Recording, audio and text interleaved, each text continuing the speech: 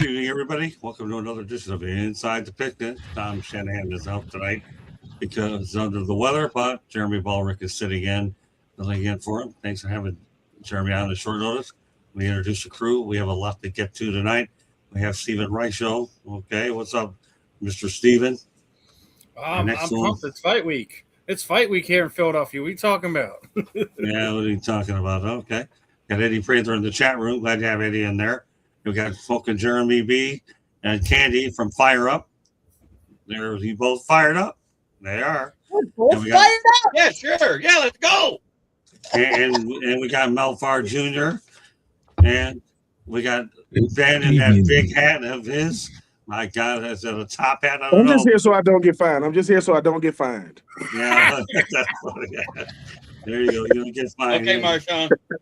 Yeah, that's it. And last but not least, Marvin Powell III. Do I drag him all over? He'll be a bodyguard when it comes in, being in July when I go after that North Carolina State football coach. So that'll be his latest responsibility when I get done with poking that bear or wolf pack. I'm the one that pokes the bears here. What are you doing? Oh, wait till I get done with this clown. But we'll leave that for another day. But anyways, let's get to a lot to get to today with what voice I have. And then if I lose my voice, I'm sure there's 6 other people that'll be more than happy to pick it up. All right, we're going to go right to the transfer portal. This isn't fun. This is a real problem here. The portal players are asking to return they're actually getting screwed by their agents who actually want to go back to their old schools, and those spots are already filled. So get this, as of January 16th, there were 10,576 players across all levels in the portal, and 6,846 are still looking for a team. Steven, there's only one word I can say for that. Ouch. No, there's another one, stupidity. That too. All right, listen. We get everyone wants to maximize their opportunities. You know, I still say we need some better guardrails in place when it comes to the transfer portal, and I'm sure we'll get there at some point in time. Like unless like there's a coach change or if they bring in a recruit and he's taken your spot where you're supposed to be, and just there's not a plan for you moving forward. The only time I think you should be jumping in the portal, and you see a lot of situations, where some of these guys that, like you just sat there and said, almost more than half of the guys that jumped in the portal don't have a team. And, some schools have already started their off-season workout programs, getting the team together already. So it's rough. I mean, you still want these kids to have educations at some point too. So, being the fact that you have that amount that is still in there, regardless if it's bad advice from an agent or somebody that's working with them, it's not always bright in the transfer portal unless like you're one of these 5-star guys and you're trying to maximize opportunities for yourself. You're going into your junior or senior season and you're trying to get into a program where you're going to get more eyes on you to bolster your draft status or something to that nature. I don't get it. I really don't.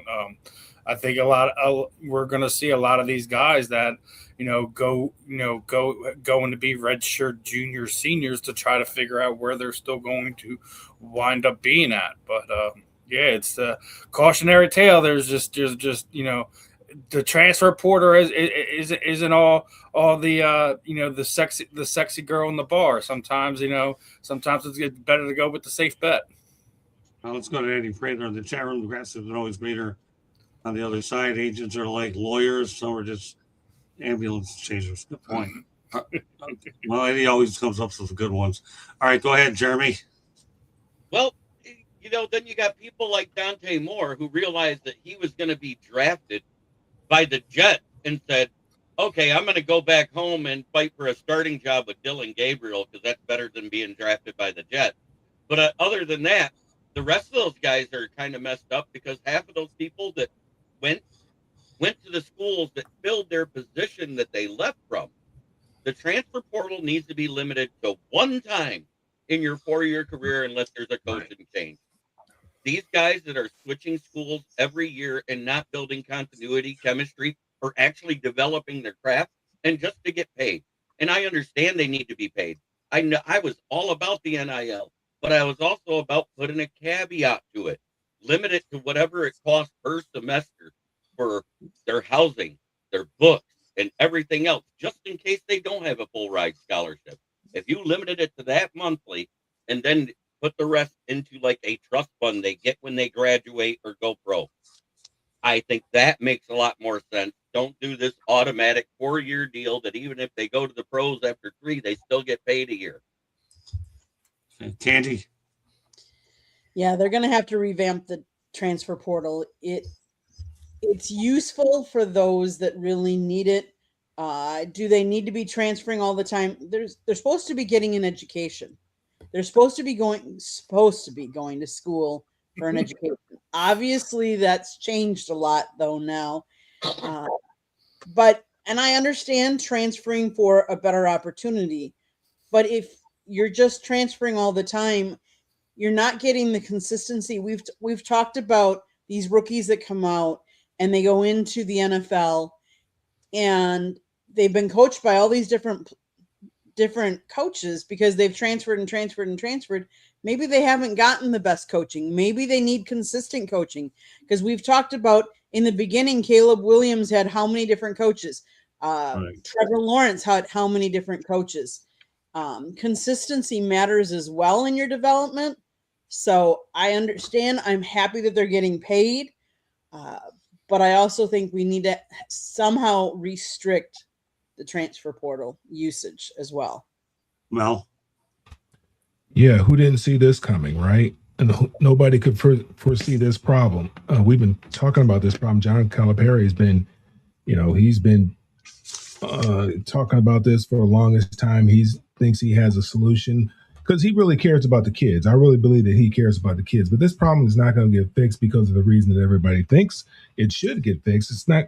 It's going to change. The transfer portal and the NIL and all that kind of stuff is going to change because they're just not going to have these. They're not going to have black and brown kids running around making this kind of money and not getting no kind of education. They're just not going to give them this kind of money. It's just not going to do it. They're going to put some guardrails on this thing because they're just not going to have young black and brown people making this kind of money and having this type of freedom. They're going to rein this thing in at some point in time.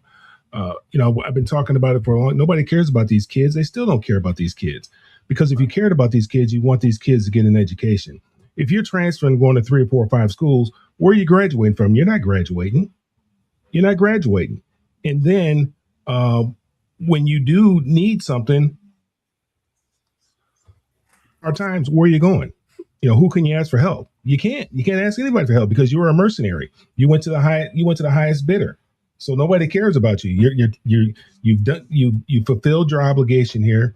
You've moved on. We've moved on. It's a travesty what's going on right now in college sports, and they have to get some guardrails on this thing here, or it's going to get real ugly real soon. And this is every year. This is not just this year. Every year there's 50% or more kids in the transfer portal that are left in the portal, and you can't go back. That's like, hey, I broke up with my girl because I like this girl over here, and then it didn't work out, and then you try to go back to your girlfriend. She don't want you no more. She don't move. So it's ugly. It's real ugly. Okay, Ben.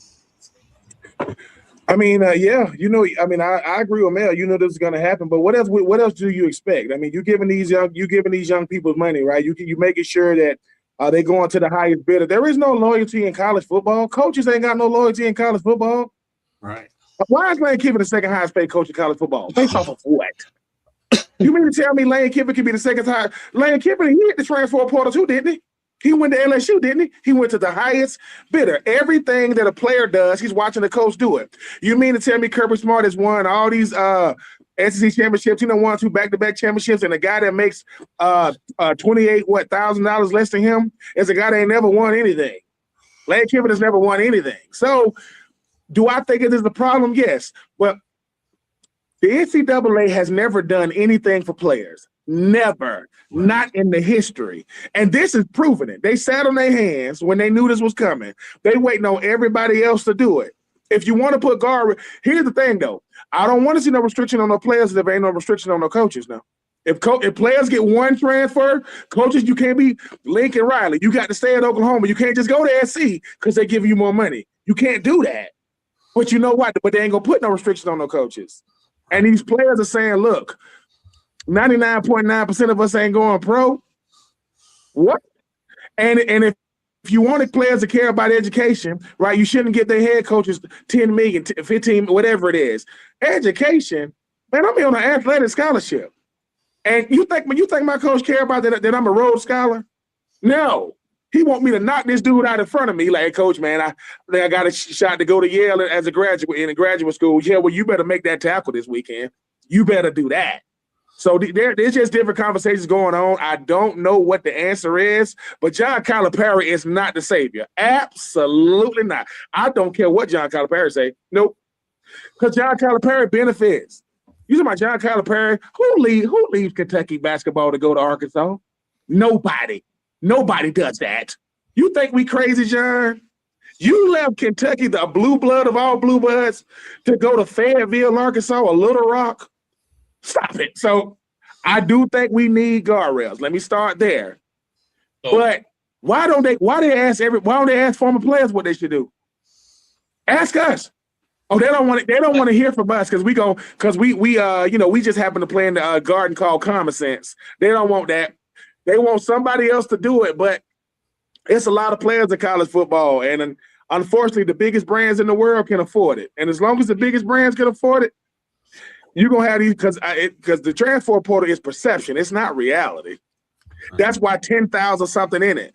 But how you think FBS players end up in FCS and Division II and NAIA and Ivy League? Well, not Ivy League, but HB. They ain't going to Ivy League. Sorry, if I can't get an Ivy League out of college, I sure ain't going in the portal. They're not letting me in a list. If I'm at Yale or Harvard, they've made a mistake. And Ben, how you get in here? Doesn't matter. They cut the check. And now I get to add it. So I don't know what the answer is, but head coaches like John Calipari, no, he is not the solution. But at the same time, he's got some good ideas, I believe. But he got some good ideas, but I'm just saying. I was just looking it up because Eddie Prather asked it. Don't coaches have to pay a buyout to be able to leave? And the answer is yes. The terms are agreed to by the college and the coach, and that's different in the NIL stuff. The NIL stuff is paid by outside sponsors, technically not the school. So you could be with a local place, getting your contract as an NIL player, transfer to a team across country, and still get paid by that local place back home. All right, Marvin. I'll take some of that money. I'm just saying. I'll take some. And I get it. And like I said, I'm not up against the players earning their money. I never said that. Okay, Marvin, you've heard it all. Yeah, listen, I think what it comes down to is just we're now acknowledging that this is more than just college. It's more than just business. This is big business. This is billion-dollar business. And this is what Supreme Court Justice Brett Kavanaugh said in court to the NC2A, that you've built a business within these universities, but it is a business, and these players are employees essentially who should be compensated for their labor, because all this money that's being generated by these TV contracts, all this money that's going to these coaches, 10 million, 12 million, 13 million, this is off the back of these boys. Okay, the $200 million a year that these schools are making, just based on annual revenue from everything, it's off the back of these boys. So they deserve to get this money. And think about it like this: in America, any person in America, if they had a chance to change jobs or change companies every single year to get more money, they would do it. Every single person would do it. People do that. We know people who do that. We've done that. You know what I'm saying? So it's like, why are we acting like these kids are wrong for that? I understand the idea of team. I'm a football traditionalist. I really am. But I also recognize that a lot of young men for a lot of years should have been making money in college football and college basketball, and they weren't, because the NC2A had these crazy rules. Everybody was making money except for them. In regards to this transfer portal, in these guardrails. It's in its infancy stage. We're going to see it change and evolve because what's happening now isn't sustainable and really, it's going to be an issue. But in regards to the idea of these boys who just chasing that check, it's the American way. Everything, every great movie you've ever seen in business, every family entrepreneur movie, go get money, go make money. Okay, so they're doing a very American thing. We got to put some guardrails on how we moving around. And again, Ben wants to have the same rules for the coaches. I get that, but no. I mean, Marv, I don't want to have the same. I don't want to have the same rule for the coaches. I just want the coaches to have to abide by something because it's like this. You will see a coach wearing, a Tennessee shirt at a kid's house, and 2 weeks later he's at the same kid's house wearing a Florida shirt. And look, I am not mad at the coaches for getting that money. I'm not mad at them, right? I'm not mad at them. But do you really think these players think some of these coaches are better than them at what they do than what they do? Coach, some of these players do, he ain't better than me or what it's illusion. I want every player to get as much as they can get, but some of these players you think it's 10,000 players in the portal getting money? No. All those players are not getting money. Oh, I know all of them are. And the bigger problem is you go to school to develop a marketable skill, right? I mean, and like you said, most of these guys are going to go pro in something else. So, and we know if you've never had money and all of a sudden you get a little bit of money, we know that money's going to go right back where it came from anyway, very soon, very quickly. So now what is the kid left with? What is he left with?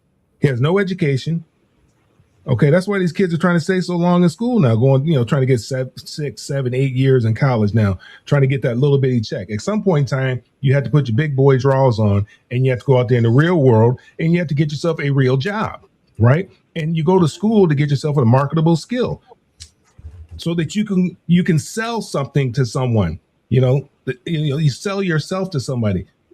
And give yourself and get paid for the skill that you develop while you're in college, whether it's in college or a trade school, whatever. But you have to develop you go to school to develop, to acquire or develop a marketable skill. If they haven't developed any other skill other than playing football, what are we doing? How are we helping these kids? I mean, how much money? I mean, I'm all for making money. How much money do they have to make? I mean, it's the type of money they're talking about right now is ridiculous. Well, let me put a bow on this thing in a couple of ways. Number one, I'm going to get back to what I said initially when I brought it up. 10,576 players are in it, and on all levels, and 68-46 still looking for a team. If that stat doesn't equal humble pie, tell me what does. I don't know. If that is a wake-up call, if I've ever saw one, and that's why it's on. And another thing it also tells me? I've covered the best bowl game of them all. Forget about what you saw in the college football playoff, the Senior Bowl. Because instead of NIL, you know what we were thinking about, people? NFL. Okay? That's all that matters to me. I didn't have to worry about the insanity of college football. I got to see a bunch of hungry individuals out there pursuing their darn dream. And that's what made this such a great experience for Candy and I over in Mobile, Alabama. And I'm glad we brought this topic on. It's the first topic with all of us together after we came back from that bowl game, because you guys handled it and Gal handled it well. All you have to do is look at the numbers. 10,576 means it is out of control. It is. And the other thing is 6,846 means it's still out of control.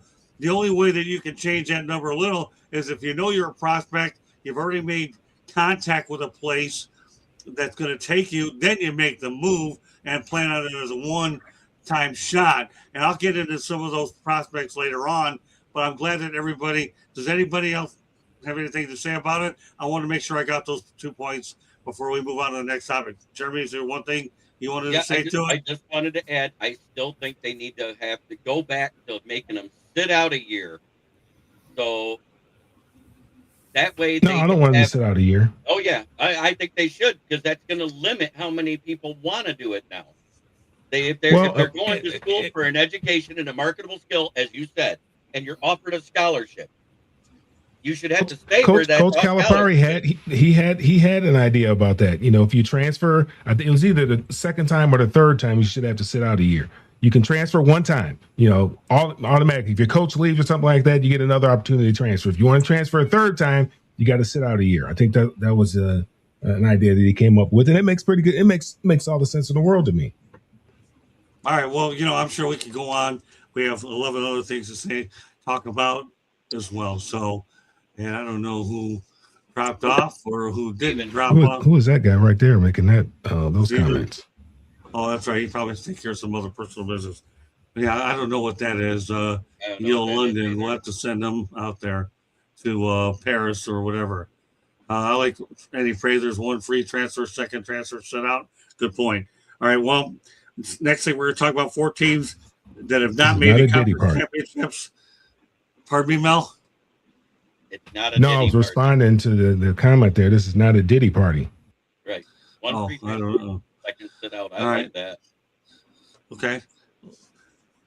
All right, let's go back to my original point. Stay on track as much as we possibly can. Yeah, Leo, London, I think it's time for you to go to Siberia. Thank you very much if you're gone. Okay.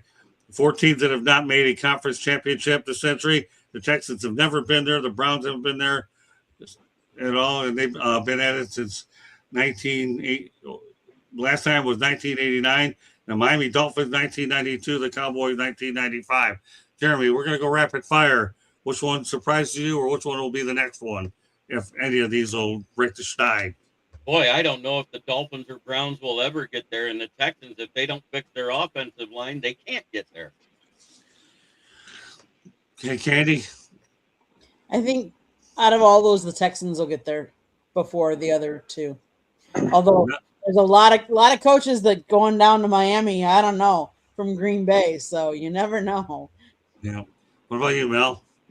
Well, 2 of those are expansion teams, right? The Texans are an expansion team. Cleveland's an expansion team. Pretty much. So who will get probably all those teams are in the AFC, or was there an NFC team in there? Cowboys. Cowboy. Yeah, they ain't gonna get there. It'll be the Texans probably. Well, you were so decisive on that, weren't you, Mel? Okay, so who will of the group, Mel? The Texans. The Texans. Okay, all right. He agreed with me. All right, no problem. All right, what about you, Ben? Yeah, I'm gonna go with the Texans as well. I mean, coming from being able to have played in the AFC South, ain't no Peyton Manning's in there no more. I mean, the Jacksonville Jaguars are chaotic. The Colts can't seem to figure out what to do since Andrew Luck is no longer the quarterback, and I know that Robert Seeley just got there to with the Titans. But yeah, it's the Texans. I think the Browns are the only difference in the Browns and the Bengals is the location in the same state. I mean, it ain't much different than maybe the colors. Ain't much different than the Browns and the Bengals. And the Dallas Cowboys, I don't think they care about conference championships. They care about clicks. If Stephen Jones is sitting next to his daddy with a walkie-talkie, who is Stephen Jones talking to? Where did you find a walkie-talkie? Anyway, it is going to be the Texans. Yeah, it's going to be the Texans. All right, Marvin. Yeah, I like, I'll have a different take here. I think Jerry Jones is going to get him one before he gets out of here. I do. I'm going to go ahead and go with Dallas. I think Dak is a real quarterback. I think that when healthy, the Cowboys can be effective. They had their moments this year. The Giants are down right now. The Commanders, we got to see if Jaden Daniels can stay healthy. The Eagles are obviously the juggernaut in that division, but I mean, as you saw, they can be beat. So, yeah, let's see what them Cowboys can do. Yeah, I have a weird feeling about this. I'm going to go with you, Marvin. The Cowboys, Texans. Well, they can't get past the divisional round. That's all I can say. I'll go with the Cowboys. Them Jags are real. Jacksonville Jaguars. I don't think this was a fluke. I think they're a juggernaut. Yeah, I like what I saw with Dallas on offense. All right, let's continue the theme. Eddie Prater mentioned it before. Now we're going to elaborate on it.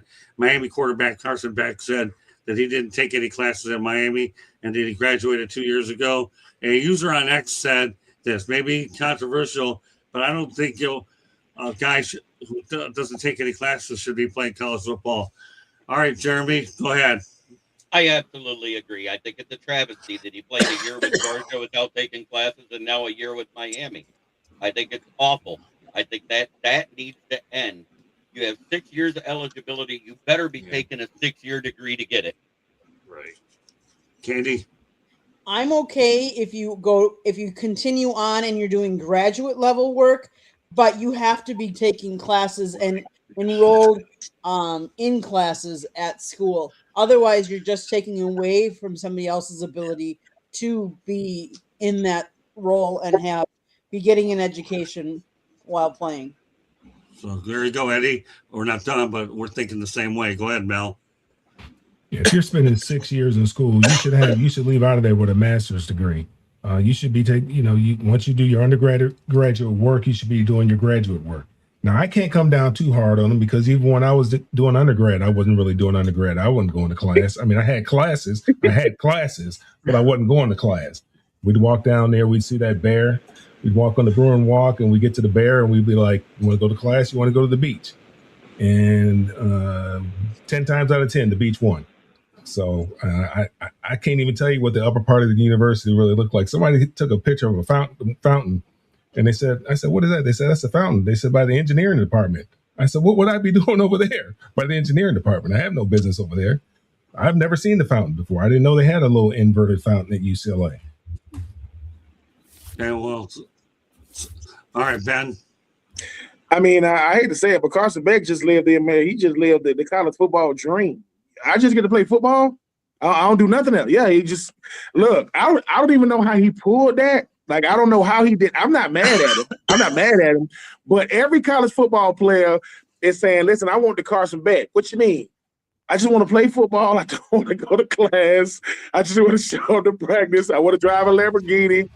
Now he did say he had already graduated, but I mean, is there really a requirement to stay eligible if you've already graduated from another school? I don't think it's a graduate school requirement, you know. So he look.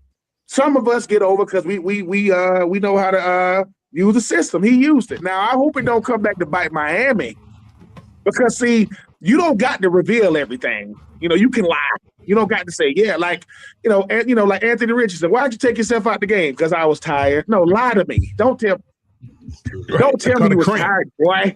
You know what I'm saying? But whatever Carson Beck did, I ain't mad at him. I mean, he was obviously eligible. He came up one game short, and it almost worked out. But Cristobal might have some explaining to do now. I don't know if he got to do it now. It ain't gonna be no NCAA, infractions or nothing like that. But like Mel just said, I mean, I don't know about Mel or Marv. My mom ain't asked me about my grades when I was in college. As long as I stayed eligible, she ain't asked, "How you doing in science?" No, I don't know. I mean, listen, Mama, if I didn't get valedictorian, I'm not getting cum laude either. Whatever you call it, I was in position to get none of those. I thought cum laude, was some type of, food or something. I was like, "What is that?" Cum laude. Like, is that a restaurant? No, that's when you, nope. I don't even know if I'm saying it right. Cum laude, I don't know. I don't even know what they are. So any football player that say he went to school because he loved football, because he loved academics, he ain't that good of a football player. I guarantee you. He good, but he ain't as good as he could be. So that guy the strongest guy on the team that can lift 700 pounds, he don't play. He got chalk all on his face in the weight room. He don't play.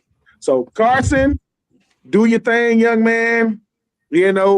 Stay with whoever stole your Lamborghini. Stay out that area of Miami. Stay in South Beach. Don't go to Hialeah or wherever. Was it Carroll City? Stay away from. But I'm not mad at it, man. I mean, that man played football in Coral Gables and didn't have to go to class. That's a 30 for 30. That's a football story. I want to see that. Well, I'm jealous of that. I'll take that. That's an inside the Pigskin story, and you better start. That's what I'm saying. You better start. Listen, I'm telling you right now, I'm poking that bear here. You better start endorsing this show more often inside the Pigskin, because that's who you represent on this network. All right, Ben? I don't mind being a little bit down chulo where I can acclimate the ideas from you guys poking the bear, but inside the Pigskin should be on the inside of your top hat here. You don't have to. We don't want to mess up the white side of your hat on the outside. Inside the Pigskin, okay? Make sure you're talking about our show as well as the fan in the end. Okay, but I enjoyed that comment anyway. Just make sure you guys are watching. Listen, Inside the Pigskin every Tuesday night. From 8:30 to 10:30, we got an all-star cast. With Scott. There you go. He's getting it figured out politically. Let's do it, baby. Let's do it. Carson Beck, you did your thing, sir. I'm not mad at you. But I am happy that Miami didn't win the championship. Not because of you, Carson. I don't want to deal with the Miami fans. They live in a little bit of delusion. Yes, I went to Florida. We didn't make a bowl game. Who am I to talk? But we don't need them people down there in Miami. You haven't won a national championship since 2001. Your last great quarterback name was Ken Dorsey. I'm just saying, love Cam Ward, love Carson Beck. But I think Uncle Luke and y'all need to pipe down some down there in Miami. Like, just come on, man. Like, calm that stuff down. Oh, man. There's a reason why we keep you on this show, because of your candor anyways. All right. Did you say you never went to a bowl game? Just make sure you advertise the brand right. Whoa. What'd you say, man? You said you never went to a bowl game? No. I said my Gators didn't go to a bowl game this year. We didn't make a bowl game. And I know we probably got some Florida State people in here.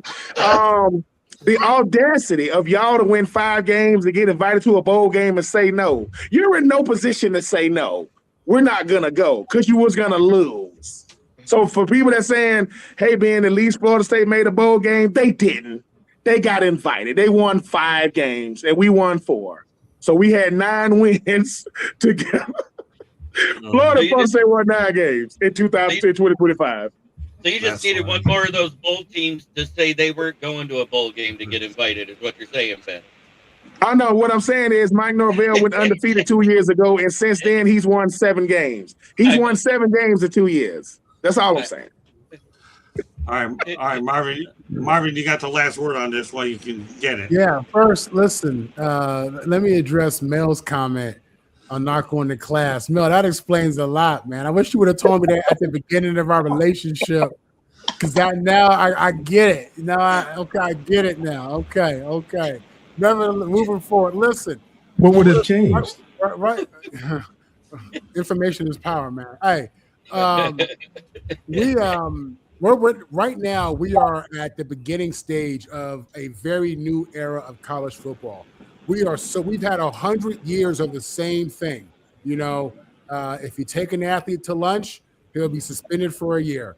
You give a guy $100, he could lose his eligibility. The athletes generating millions of dollars.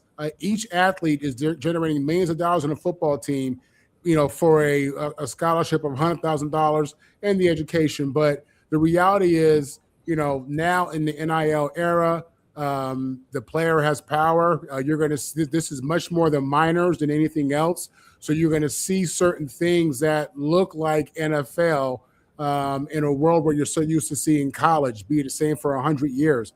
It is what it is, y'all. This has really become the new normal. If a guy gets his degree, if he has his degree and he has another year or two of eligibility, they're going to let him play. He's the Carson Beck. This is what it is. You know what I'm saying? And listen, it's a struggle because people can't deal with change. That's just what it is. But again, new day, hard transition for a lot of football purists, football traditionalists, and get used to seeing things that we're not used to seeing, y'all, in a day where players are going to have power and players do have power. And the schools allow it to a degree because, again, the schools making so much dang money that you don't hear a lot of presidents and ADs complaining. You don't hear that a ton. They making buku money, man. You know what I'm saying? So they're accepting the change, and we need to as well. It's a hard change, super hard change, but it is what it is. Well, I know why Miami called him out. I know why they called him out. He threw that pick and cost them the game. All right, Jeremy. He said it himself. They were asking him a question. He said it.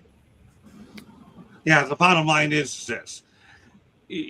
Stephen, I guess you got off in time, so I'll give you a chance to get a crack in here. But I just want to say this. Candy and I have worked with Beck. He just took advantage of a system and a university that allowed it to do it. And let's not lose sight of the fact, I don't know if this has anything to do with it or not, Miami is considered a private university. They are considered a private. I don't think that they are a state-funded university either. No, they're private. It's a private school. Right, That's exactly. like USC. The USC is private. That's why they don't go to class either. They just suit up and play football.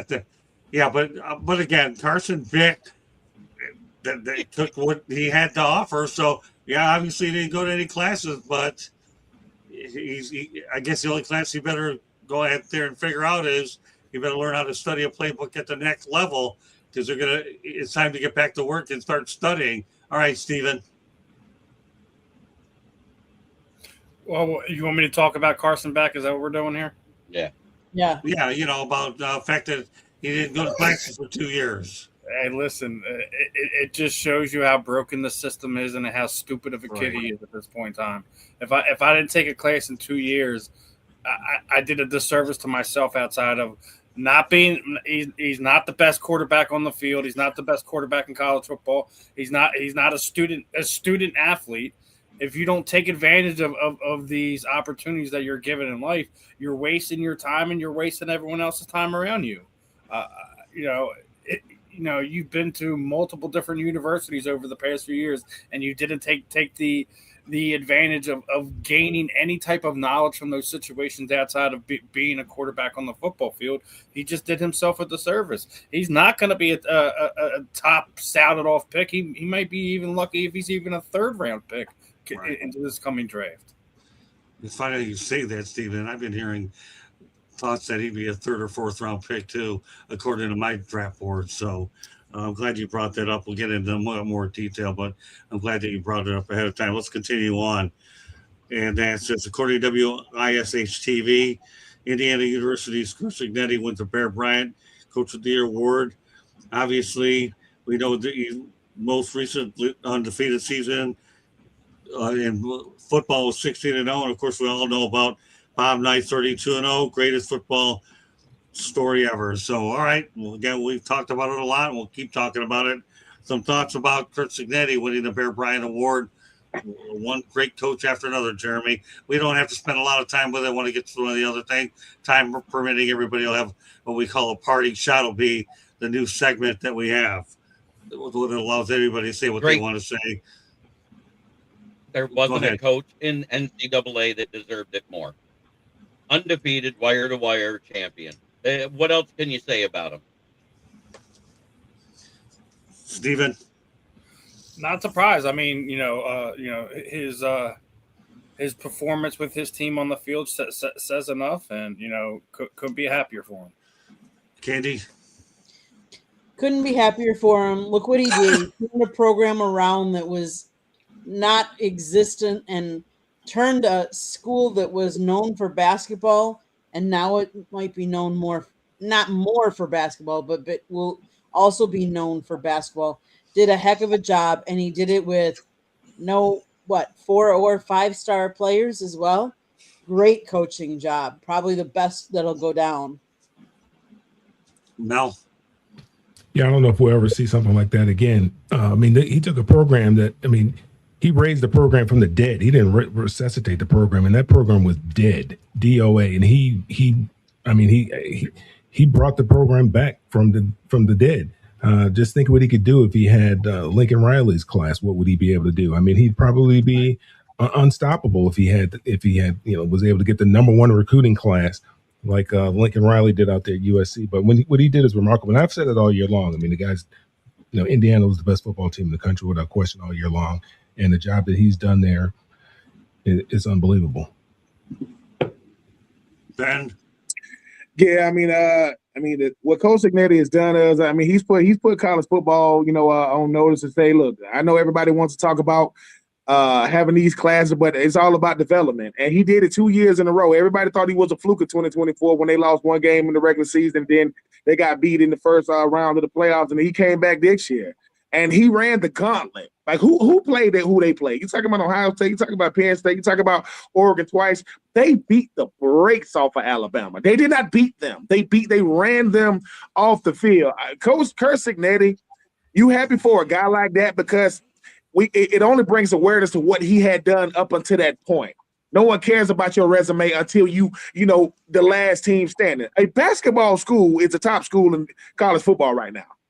It's in Indiana. And yeah, you know, I looked at a bunch of the past winners, but yeah, to do what he just did with the teams he had to beat to do it, if he never does it again, people can say, man, you remember what happened in 2025? Yeah, man.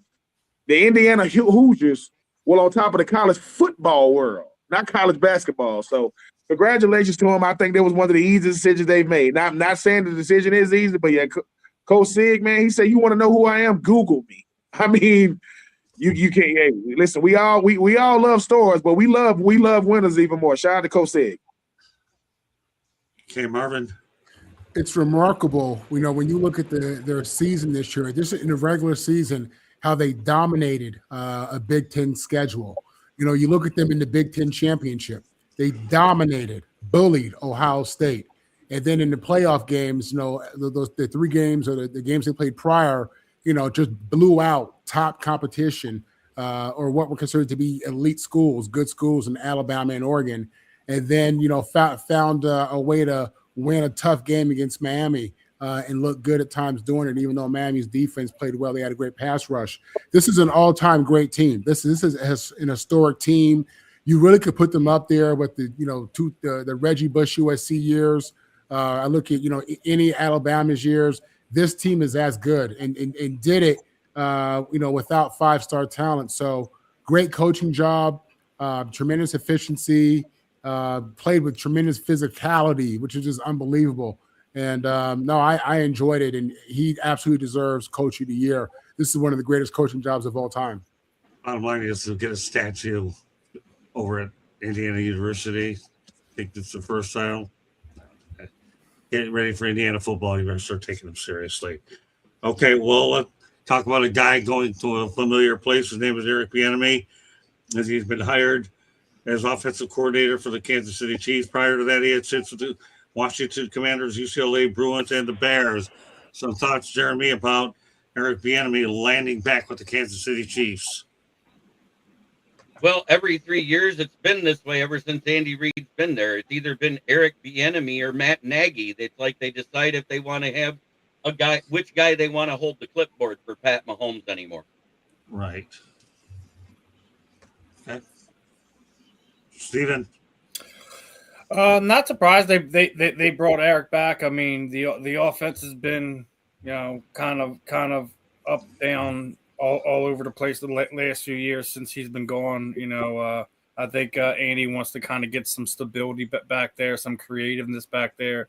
I'm more surprised Matt Nagy found the job in this this early part of the offseason. So we'll see if it's the right call. I still think they need to get some young playmakers around that team in order for them to kind of get back to that success. They've been leaning on the defense the last few years, so we'll see if Eric can get them firing on all cylinders again.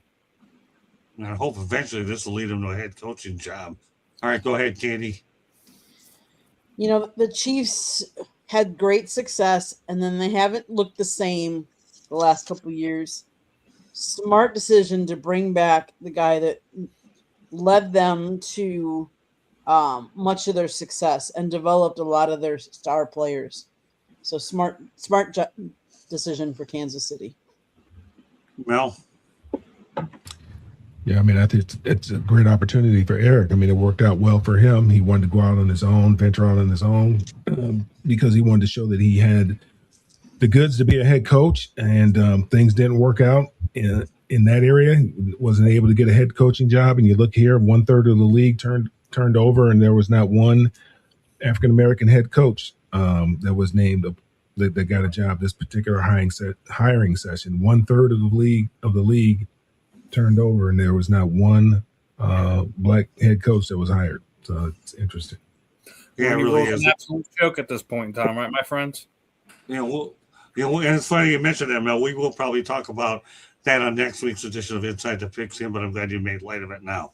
Shows you makes you wonder what the Rudy Rule is all about. Not for tonight, though. All right, go ahead, Dan. The Rudy Rule is well, number one, I think that Patrick Mahomes, he looked around and said, "Look, Big Red.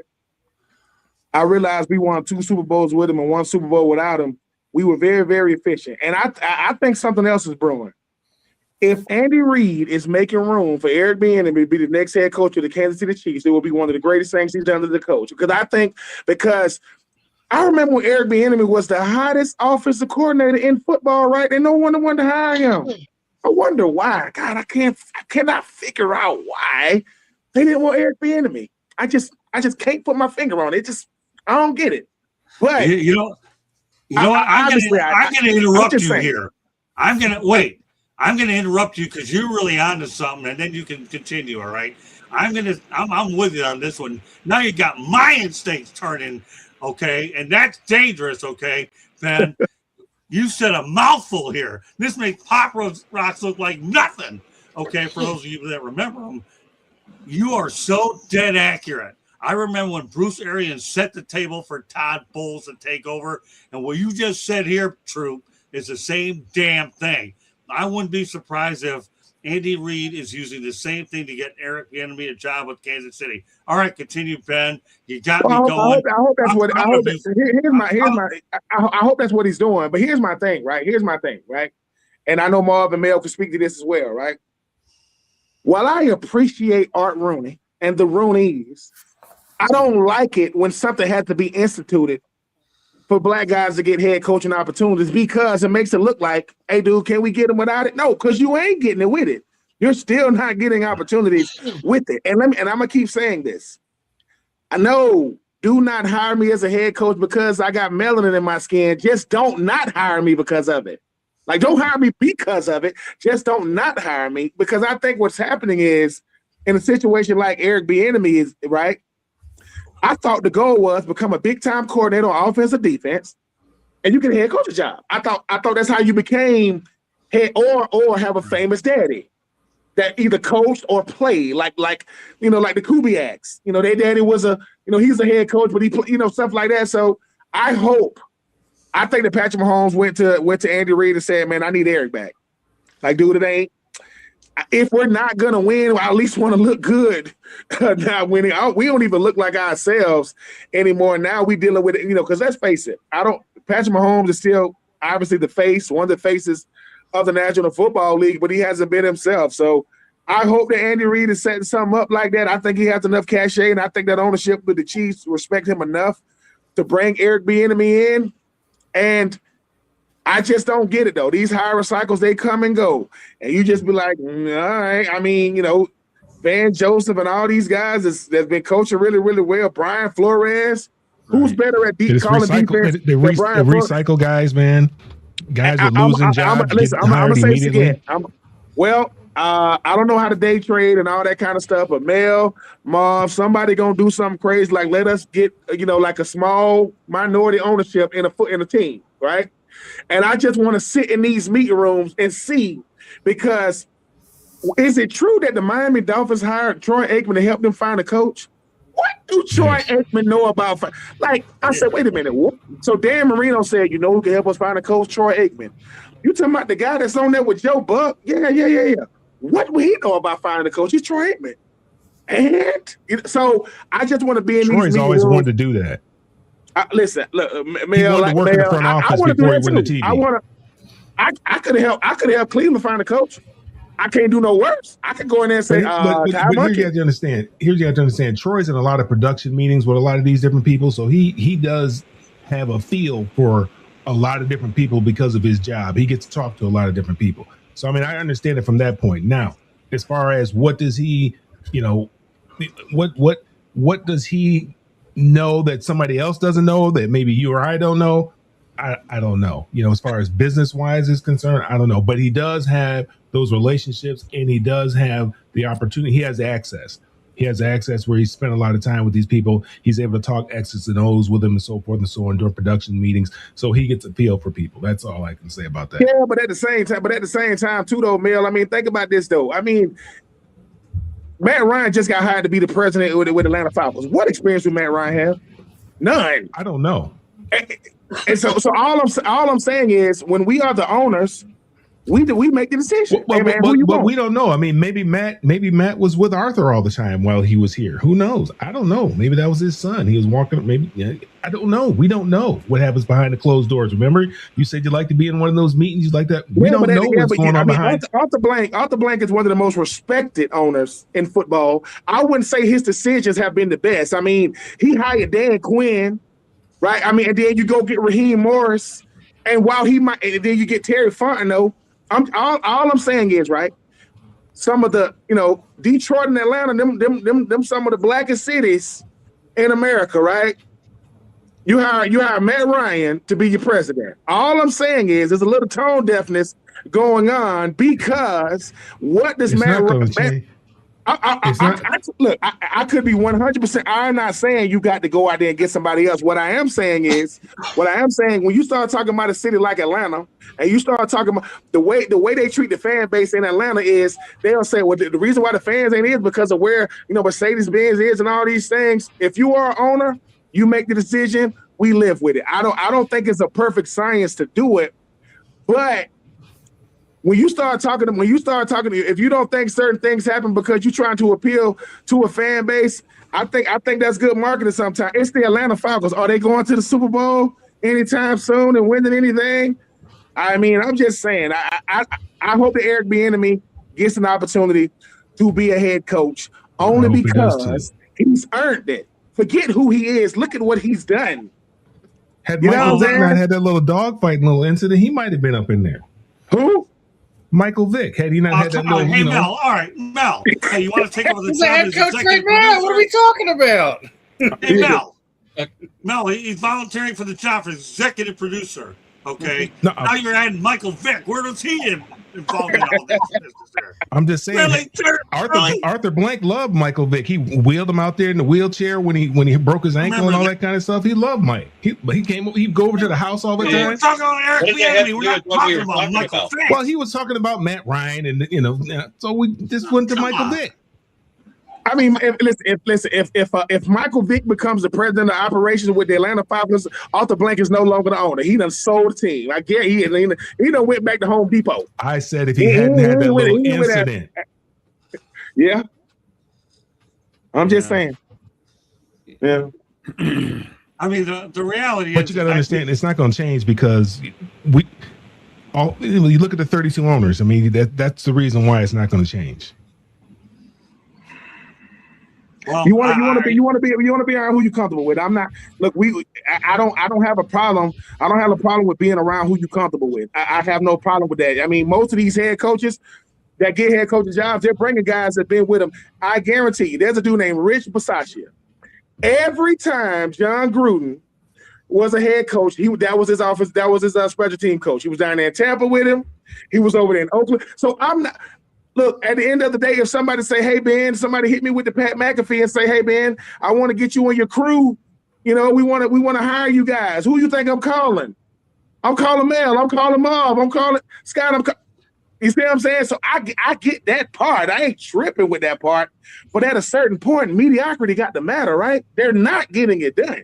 That's all I'm talking about. I remember this 3 years ago when Eric Bieniemy, when we were like, why wasn't he getting hired? And we found out of the 10 coaching interviews, he accepted one of them. And when that owner was interviewed, he had a horrible interview. He gave horrible review of what Eric Bieniemy said. And that's why he didn't get the head coaching job. But he turned down 9 that year. I remember this, Scott, because it was back when I first started with you. Right. Well, The bottom line is, you just move the clock forward here. Okay, how many has turned down since? It goes back to what happened at that college when he was an assistant coach. All right, I get it. All right, the bottom line is with the Kansas City Chiefs. All right, Marvin, I know you're soaking all in. Don't worry, I'll give you plenty more airtime tomorrow on. No. Listen, a lot of good points. I'll take this differently though. Listen, if you watch the Chiefs this year, there were times where their offense was sputtering. They really a lot of new players, and Eric Bieniemy was known as the accountability coach. He was the one that was in practice getting on dudes, getting on dudes and making dudes emotional and pressing dudes. And listen, you've heard Travis Kelce and Pat Mahomes praise him for that. You know what I'm saying? So he really is bringing back something special. He has tremendous value to this team, to this offense, to these players. Because of the fact that he has so much respect from Mahomes and Kelce, you'll see guys fall in line. And trust me, just from what I've seen, and I know guys that know him, he's going to get his respect. So, he's bringing a higher degree of accountability for an organization like the Chiefs. This is really a phenomenal move, a great move, shouldn't be a surprising move. This is what championship teams do. They want accountability. You know what I'm saying? They bring it, they invite it. So, great hire. And I hope it leads to a head coaching job at some point. We'll see. Again, I think that Ben, I'll go back to what Ben said, though. And you were actually on a roll with me there, Ben. I have a gut feeling, and it's just because of what Bruce Arians did with Todd Bowles, that if he doesn't get a head coaching job and Reed's ready to retire, somehow, some way, I think you're onto something there, Ben. And now I'll never let you live this one down because we're both on the same page about it. Follow me? And that's a compliment. True. Hey, listen, I take the compliment. I mean, Andy Reid has done it at two different places. I mean, Andy Reid has done some incredible stuff. Andy Reid, we were talking about Mike Vick. Andy Reid was the one that gave Mike Vick a job when he got out of jail. So when he got out of jail, he went to the. So I know what Big Red means, right? To the coaching carousel, he understands. I got to utilize my influence and impact while I have it. I remember Michael breaking news. Tony Dungy Tony Dungy went to the Rooney's and told him when they were trying to pick a coach. When they were trying to pick a coach, he said, "I know this young guy. I know this young guy out there in Minnesota named Mike Tomlin." They ended up hiring him. The same Tony Dungy went to Andy Reid and said, "Hey, I've been counseling and mentoring Mike Vick. He's changed his life." And Mike Vick was playing at like a MVP level at one point when he was with the Eagles. So I just know what Andy Reid means to coaches. And look, like I said, I mean, leverage is something that we all wish we had, but when you do have it, you need to use it. I think he's going to use it. Doesn't mean he's going to get the job, but I guarantee you, if Big Red go to the front office and say, "I think you ought to give Eric Bieniemy a shot," and he got Patrick Mahomes right there behind him, I think they're going to consider him. So that might be his best shot to get one. We'll see. Well, there's a rule in journalism, and I'll say this to everybody that's listening to me right now: follow your instincts and your gut. And I can care less on any. And that's what I've been doing for the last 47 years. If you have a gut feeling, you have an instinct, you got to roll with it. And that's where I come up with a lot of my storylines. I hope everybody can take that and apply it any way they see fit. I'm not saying I know everything, but I've learned a whole lot. And that's the one thing that leads me to some of the conclusions that I make. Let's continue on. The Texans against the Patriots brought in the most viewers ESPN has ever, and I repeat, ever had, for a single event since the company began in 1979 at 38 million viewers. That to me is mind-boggling. Of all the events, that's why that topic made this show, it's 38 million. I think the Texans and the Patriots, of all the games and everything, Jeremy, what else can I say? Since 1979, that was the event that got them the most. Well, Patriots, you're not just talking about Boston. You're talking about all of New England. They're called the New England Patriots for a reason. They're the only professional team from Boston north there. So I get it. That they got watched by everybody there. And then you had the Houston Texans, which is a top 25 market? Right. So you got a quarter of the country probably watching between the two of them. Yeah. I think it's great. It's great. Great exposure. But it also exposed some flaws in C.J. Stroud's game. I can say that. All right, but let's just stay on point with the statistical number of viewership, and because that's what the whole point of the topic is all about. Steven? Yeah, I mean, it was, it's nice, hitting that number. I think Jeremy already hit it, but when you have, two of the top 5 viewing markets in there, it's not that surprising. I mean, regardless of what ESPN has done in the past, you have to think of how games or sporting events are consumed now, and the reach is larger now than it's ever been on. Regardless if we're talking ESPN, Fox Sports, CBS Sports, whatever it is, the the ability to reach further now is bigger than it was when we were on terrestrial television. So not surprised. Okay, Candy. Not surprised. I mean, let's face it, there are fewer games going on, and so there are fewer other things to get in the way. Plus, you had two of the biggest media markets, or two of the top couple media markets as well. So, NFL is definitely marketed themselves well, and they're making lots of money. Mel. Yeah, it's just football flexing their muscles, showing how big and bad they are. You know, it doesn't surprise me. You know, football is king. Ben. It's weird. I mean, it's weird. I mean, you'll take it, but it's weird to say the least. I mean, if you would have told me that's going to be your highest viewed game, the Patriots and the Texans. I mean, I understand that. Yeah, I understand they view a market, but you just never know when it comes to these fans. I mean, you know, I know that I'm gonna stay away from the CJ Stroud game, but hey, man, this Patriots team, sometimes people hating you is a good thing too, because they want to watch you lose just as much as they want to see you win. So I know that the Patriots got a love-hate type relationship when it comes to fandom. I don't really know where the Houston Texans stand. I would have thought that maybe a Dallas Cowboy game would have been higher, but hey, man, that just shows what I know. I mean, 38. They said it peaked at like 44 million.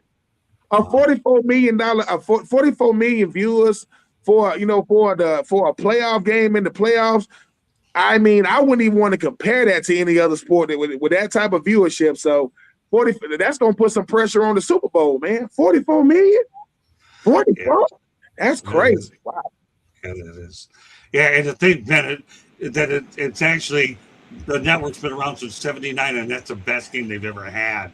Since '79, with everything they say, the ESPN, the leader in sports television, the mother network, whatever you call it. I mean, but I still find it hard to believe. It's mind-boggling that they're number one. Marvin, you can close it out. Listen, I'm switching gears here on y'all. It makes me feel good because I remember back during Colin Kaepernick, in that situation, you had all these people who said they were going to walk away from the NFL. They're done with it. They didn't want to watch the NFL anymore. They're sick and tired of it. Obviously, people have changed their minds and haven't changed their heart because the numbers is up there. College football, obviously, this game in particular.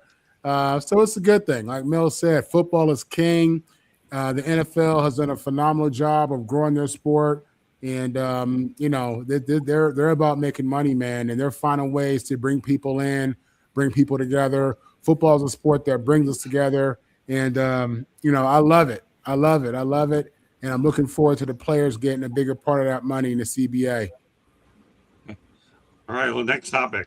Sam Darnold makes USC history and becomes the first USC quarterback, and I repeat the word start, START, a Super Bowl. Jeremy, for the tradition that you have at USC, okay, he's the first one to start in the Super Bowl is also mind-boggling. Yeah, I mean, that's kind of history making for USC. It's crazy to think, as long as the NFL's been around and the Super Bowl itself, this is Super Bowl 60, and it's the first start from an USC quarterback. Right. And he's also the first quarterback out of that draft class that year to start in a Super Bowl. You know, we're talking about Josh Allen and other guys that were considered great coming out. Okay. Steven. I mean, listen, there isn't a whole lot of great USC quarterbacks to kind of pull from. And obviously, you have Carson Palmer, right? You got Mark Sanchez. Definitely several levels below, but you had some other good ones in there. Rodney Peete didn't quite get his chance. He was a part of some those Lions team that he was here in Philadelphia for a few years, had some opportunities, just couldn't get everything put together. So I mean, if you're a USC fan, I guarantee you, Trojan Nation is definitely getting behind Sam Darnold right now. I do think this is a very winnable game for him. So for the USC alumni, good thing to kind of get you excited for the Super Bowl coming up here. Candy.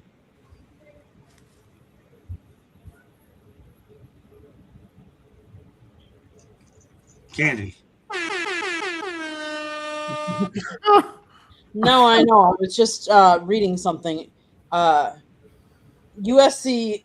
for Sam Darnold to go from where he has, it's just been pretty remarkable how he's gone from one team to another team, and to be the first USC quarterback in a long list of USC quarterbacks to start the Super Bowl is surprising to me.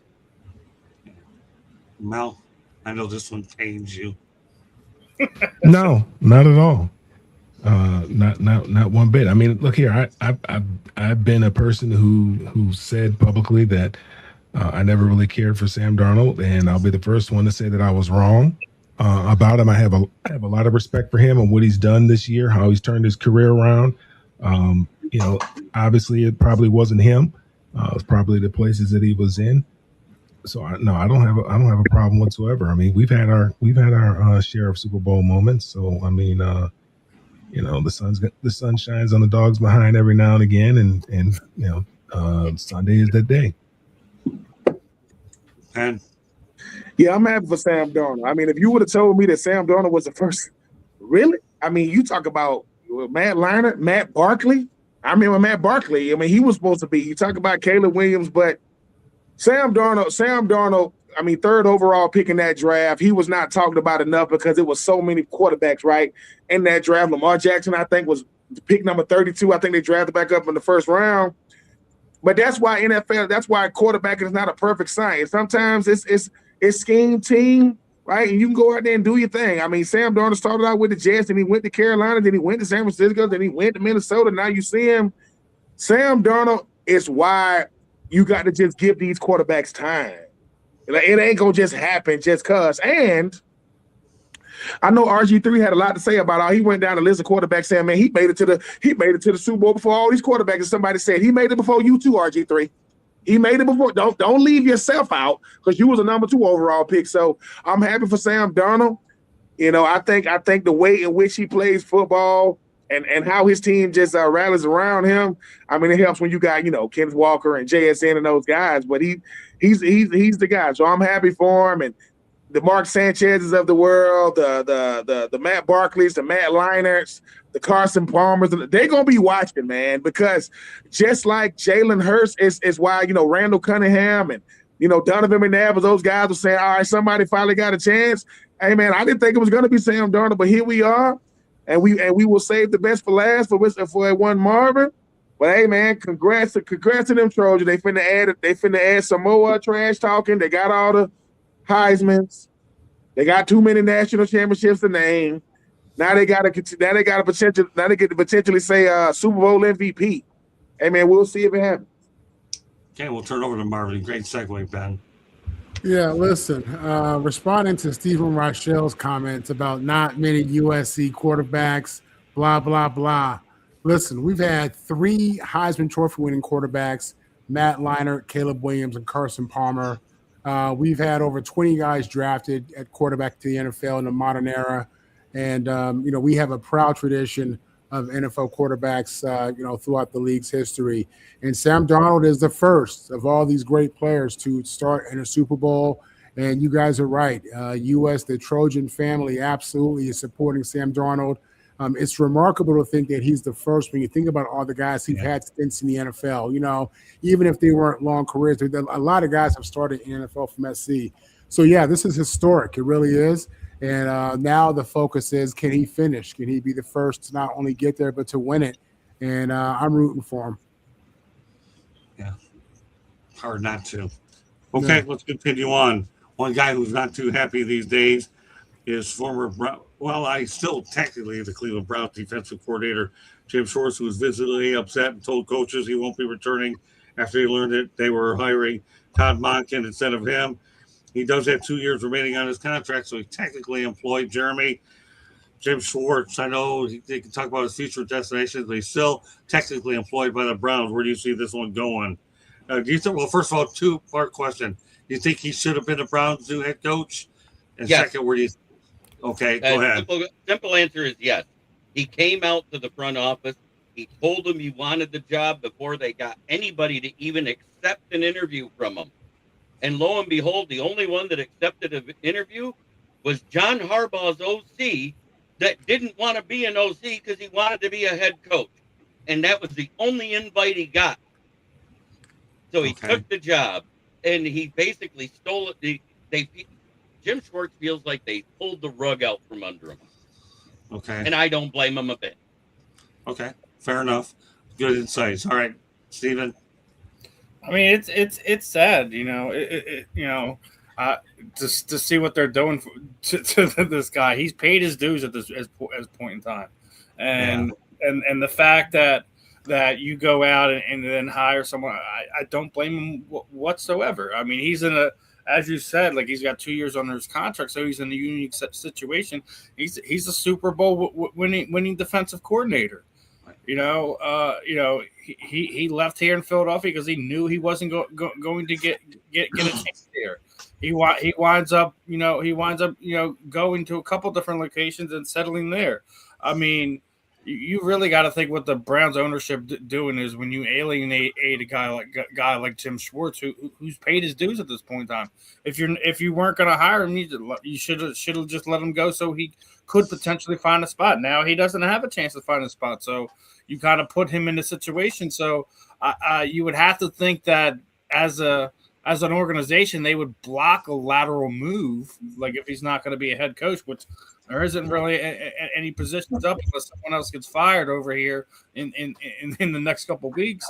So he's in a real spot, and I don't blame him for being upset. I don't blame him for walking out, out of the facility. He's paid his dues. He deserves it. I don't know why you would do something like that to somebody like Jim Schwartz. It's not like he's a 35, 36-year-old man that's just like, all right, well, I want my opportunity then.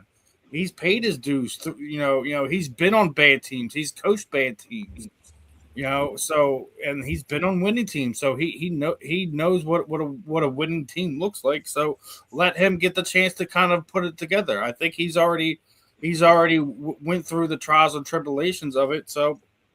And let's be real, like the Cleveland Browns defense has been the only thing worth talking about in Cleveland in the last handful of years, regardless of if it was just Myles Garrett, the freak wonder edge rusher down there or not. It's just a bad look, and Cleveland once again finds a way to punch themselves in the face. Judy. He was a head coach. Yes. Back in the day. And did he have a lot of success with the Lions? No. So some coaches are better as defensive coaches or coordinators. Some are better as head coaches. Sometimes it really depends on the situation that you're going to. And do I think he deserved the head coaching job? Sure. He didn't even look, did he? No, you didn't see it. Mel, look up. Where'd you find that at? Had it made. Oh, okay. All right, continue on, Candy. So I think sometimes coaches, they're better at the coordinator than they might be at the head coach. Do I think he deserved it? Shot at being head coach again? Yes. Do I think the timing stinks? Yes, because a lot of the other spots are already taken. But remember, he is under contract. So he was under contract for the job that he currently is in. Whether he's going to stay there or not remains to be seen. Well, Eddie Fraser is right. Jimmy Haslam is a turbo owner and won anything. All right, Mel, go ahead. Anthony Weaver, Eric Bieniemy, Brian Flores, Vance Joseph, they're saying, welcome to my life. That's just another day. Right. He's had an opportunity. It sucks. You just got to keep moving. That's what we do. You just keep stepping and you just hope the opportunity comes along again at some point in time. I mean, what else can you do? There's no need in getting upset and pouting and all that kind of stuff, because that's not going to change anything. I mean, you just got to pull up, you got to put the big boy pants on and you gotta grin and bear it, and you got to deal with it, and then just hope that you get another opportunity somewhere down the line. This is big boy football. This is big boy profession. These kind of things happen. There's a lot of things that I want. I'd like to be 7'2" in the starting center for the Lakers, but guess what? I'm 6 foot, and I'm sitting here with you guys. All right, Ben.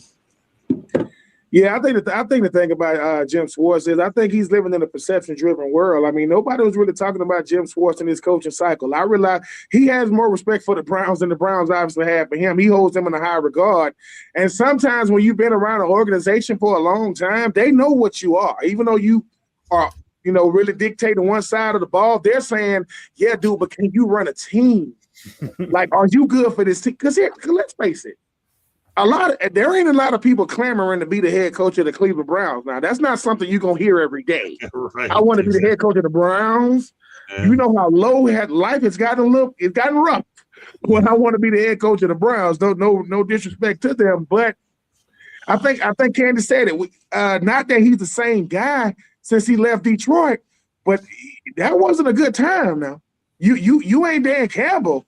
When I was with the Titans, Jim Schwartz was the defensive coordinator, so he understands guys. But just like an actor don't like being typecast at a certain point.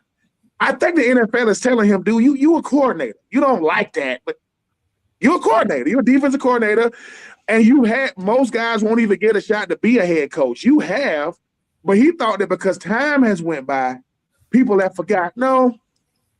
He did take Detroit to their first playoff appearance. Baker Mayfield took the Cleveland Browns to the playoffs, and Kevin Stefanski got rid of him. I'm just saying, like we never know. Yeah, so I will say this: do I think that Jim Schwartz is a good coach? Yeah, I mean, I got a chance to be around him for 4 years, but just because I go up to the front office, if they didn't say, "Hey, Jim, we're going to have you in for an interview." I mean, I Coach Brady. I mean, he get to be the head coach of the Buffalo Bills. They hiring from within doesn't usually work. It doesn't usually work in college, and it sure don't work in the NFL. I need to bring somebody fresh in.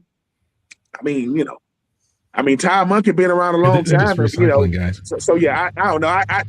It's the Browns, man. Like, is it?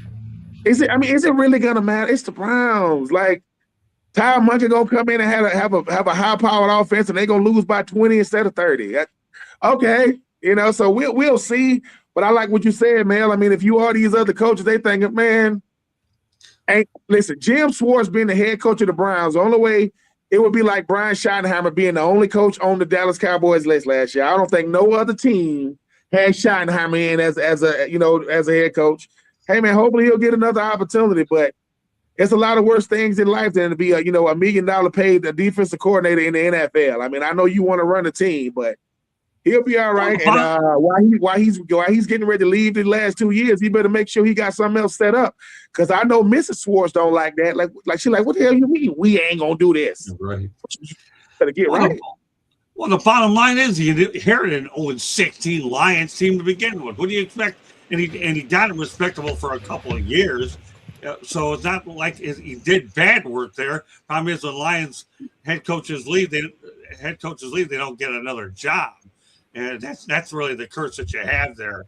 But I breathe it, and he wanted to go to retire. Job. How many people turned the darn thing down, and he wanted it? I'll go back to what you said there, Mel. All right, Marvin. It's all density. I mean, I'm not saying the Browns ain't in the wrong too now. I mean, think about this. I think that's what it was. Jim Schwartz goes upstairs. That's a lot of ego being put to the side to say, hey, man, I want to be the head coach now. We good. He's like this. Really?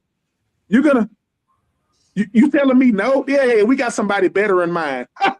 You got somebody. Okay, cool. So I don't know how that went, but when I was with the Tennessee Titans, I mean, we went 4-12 my first year and 5-11 my second year, and we was in we had a player named Troy Fleming that was from Battleground Academy right there in Franklin, and we was at a football game, me, him, and Albert Haynesworth. And, the kids came up and asked us for an autograph, right? And Albert Haynesworth, he's big time. And the kid asked for an autograph, and he said, sorry, little man, I'm busy. That kid said, you said no to a fan? You play for the Titans. Y'all suck. Like, this little kid knew you are in no position to be turning down autographs, sir. You play for the team. I'm just saying, like, that's some audacity for the Haslam family to say, we good. And then he goes, you got Todd Monken? Wow. I'm just saying. The guy that Jim Harbaugh fell on the sword for. But they wanted Harbaugh to get rid of Monken. And he could have kept his job. What the word is. Go figure. Okay, Marvin. Yeah, you know, I don't feel bad for the dude. I mean, at the end of the day, he's under contract. If he doesn't want to coach, that's on him. I think this is a lot of ego and entitlement. You know, unless there were conversations that we're not privy to, and he was led to believe that there was to be opportunity for him to do this.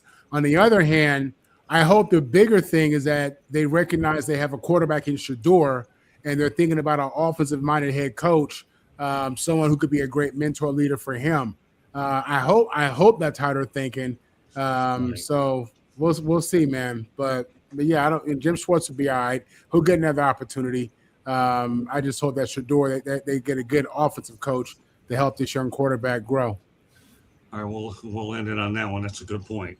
Okay, Sam Darnold, by the way, is 0-4 versus the Patriots in his career and is looking for his first win in the Super Bowl. Rapid fire on this one if we're going to get the parting shots.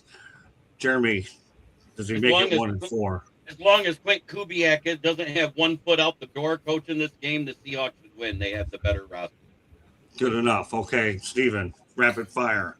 I already said I've been sitting there saying it that Seattle defense is better than the Legion of Boom. I do think the New England Patriots deserve to be there. I'm going with the veteran, and I think Drake May will be one of these few quarterbacks that does have a chance to make it back there. I'm going with the veteran. I'm going with Sam Darnold. I'm going with that Seattle defense who is on fire right now, and it's going to be a rough time in the NFC West because that's a hell of a division as well as that NFC North as well. It's going to be an interesting time, but the Seattle Seahawks should be the Super Bowl champions when we return next week. Okay, Candy. Yeah, I think Seattle's defense is too tough for Vrabel, May, and the Patriots' offense, but you never know. Why they play the game? All right, Mel. So you're asking us to pick the winner of the game? Is that what the question is? More or less, yeah. I mean, the bottom line is Sam Darnold's 0-4. Will he be 1-4? Yes or no? He's 0-4 in what? All time against the Patriots in his career. Oh, all time against the Patriots? Oh. In his career. Yeah, he's got to win sometime, So it's Sunday sometime? Why not now? Look here, I'd like for Sam to win as much as, I don't like where he went to school. I like the story, and I'd like to see, I like the redemption story, and I like the opportunity for him to, tell the other 31 teams, for him to pull his pants down and tell everybody to kiss, his entire backside. I like that. So are you saying he's going to win Sunday? I'm gonna go with the Seattle. Yes. There you go. Okay, yeah. All right, Ben. Yeah, Sam does go 1-4 against these Patriots because the Patriots are just like the New York Yankees. They are the New York Yankee version of the evil empire. You do not let the evil empire win anything. Come on, yeah. Sam gets his first super duper bowl, and I'm looking forward to seeing him doing it. I'm looking forward to seeing Mike Vrabel and Drake May and Mr. Diggs, who was dating Nicki Minaj, says if he wins the Super Bowl, he's gonna marry Nicki Minaj. Well, she ain't getting married. It's not happening, Diggs.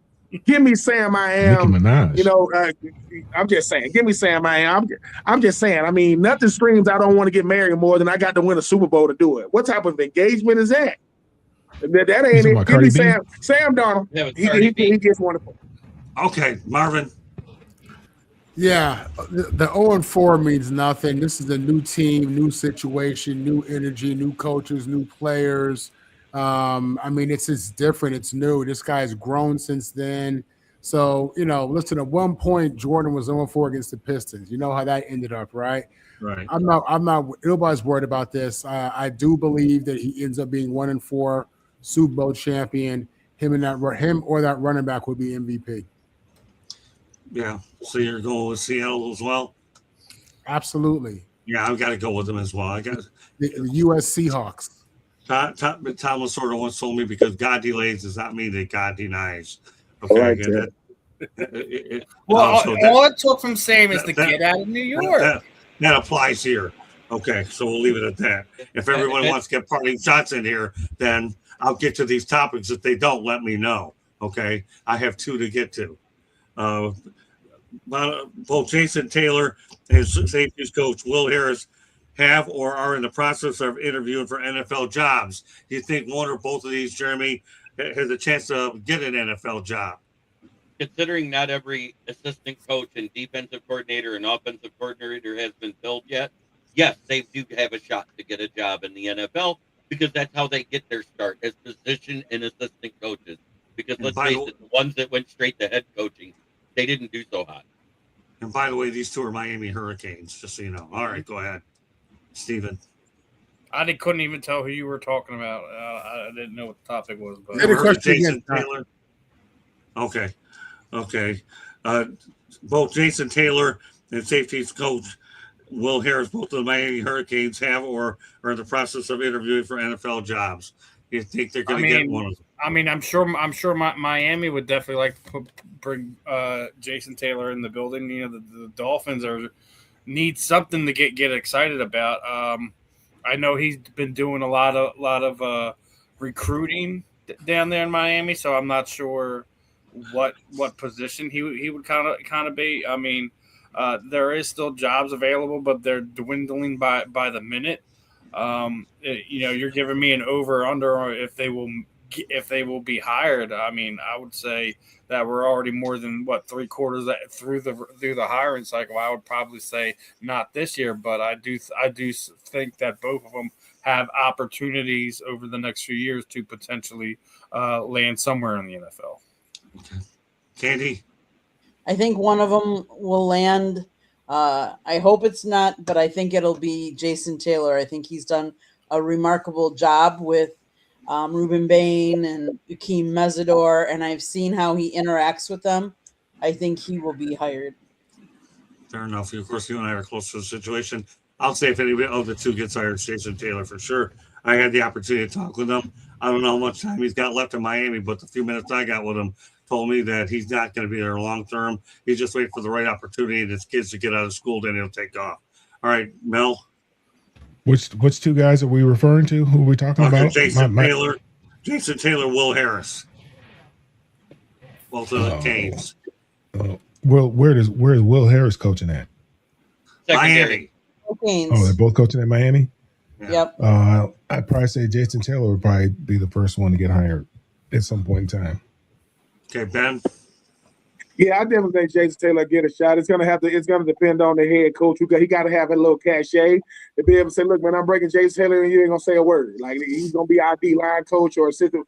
So yeah, I mean, Jason Taylor. I mean, you could do a lot worse than having a guy that has that much experience, and he's not just walking away from football. I mean, walking away from the NFL into coaching. He's coming from college. So he understands, and you want to have a coach who's old enough to know what these youngers be listening to on the radio, but old enough to say, all right, I don't listen to it, but I can resonate with these guys. So yeah, Jason Taylor, man. I mean, he's been doing it for a long time down there in the 305. I think somebody gonna give him a shot. Marvin. Jason Taylor did a phenomenal job with Miami defensive line, those defensive ends. Great teacher. He's done it at the highest level. Respected, and he absolutely will be the first to get a good job in the NFL. Okay, great stuff. Okay, let's talk about our feature, the topic of the night. And it's obviously talks about history will be made at the Super Bowl. Why? Because the Patriots will make NFL history in the Super Bowl either way and win, and they'll have the most. And they're currently tied with the Steelers at 6. So a win puts them in 7. A loss obviously puts them in 6, and they'll surpass the Denver Broncos. So history will be made. Jeremy, some thoughts? Win or lose, it's an amazing run by the Patriots. They got there. There's more than 14 teams that's never won one at all, and another 8 that's never been there at all. So right there you go. Steven? Nah, I mean, it's cool, but I don't. It's impressive that they have retooled so fast after having one of arguably the best dynasties that the NFL has ever seen with Belichick and Brady. But I mean,